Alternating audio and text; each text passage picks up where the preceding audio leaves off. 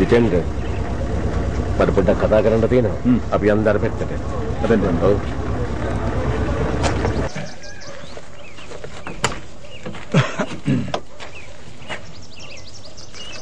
ගන්න.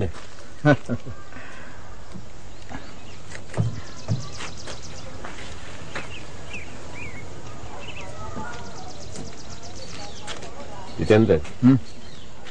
අපි දෙන්නගේ මේ හමුවීම අහම්බයක් කියලා නිකමටවත් හිතන්න එපා.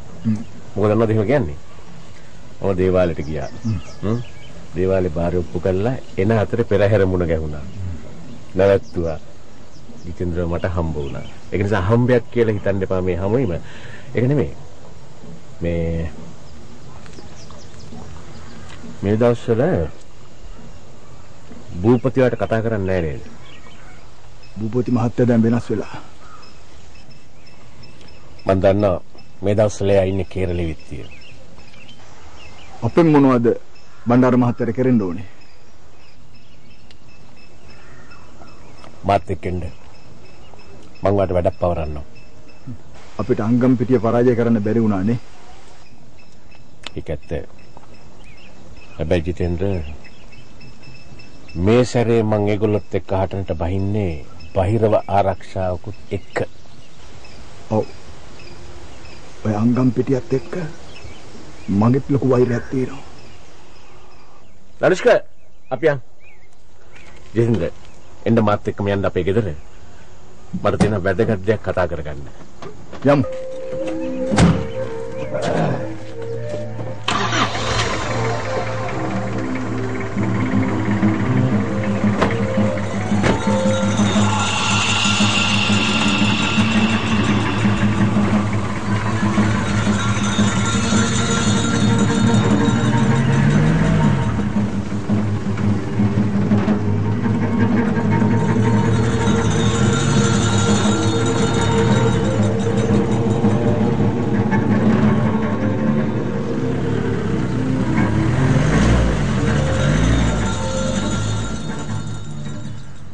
කලාව, දේශපාලනය, ඉතිහාසය, දර්ශනය වැනි බොහෝ ක්ෂේත්‍ර ගැන උනන්දුවක් දක්වූ මට වැරදී තිබේ.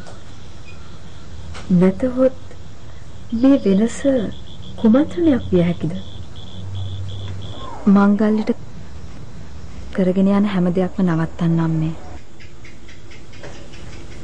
මොනවා?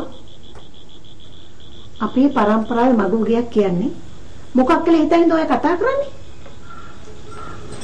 මේ කෙරෙන්න යන විවාහයන්නේ අපේ පරම්පරාව එකක් නොවන බවයි පේන්නේ.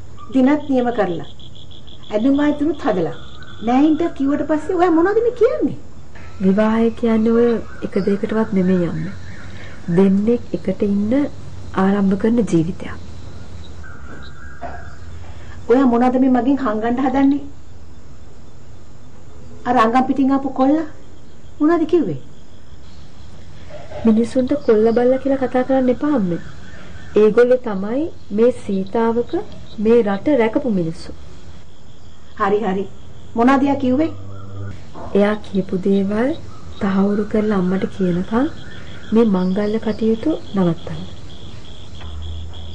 හැබැයි දුවේ ඔයා ඔය ගන්න තීරණ වැරදිලා පවුලට අවනම්බුවක් වුණොත් අන්න එදාට අම්මා කවුද කියලා බලා ගන්න පුළුවන්.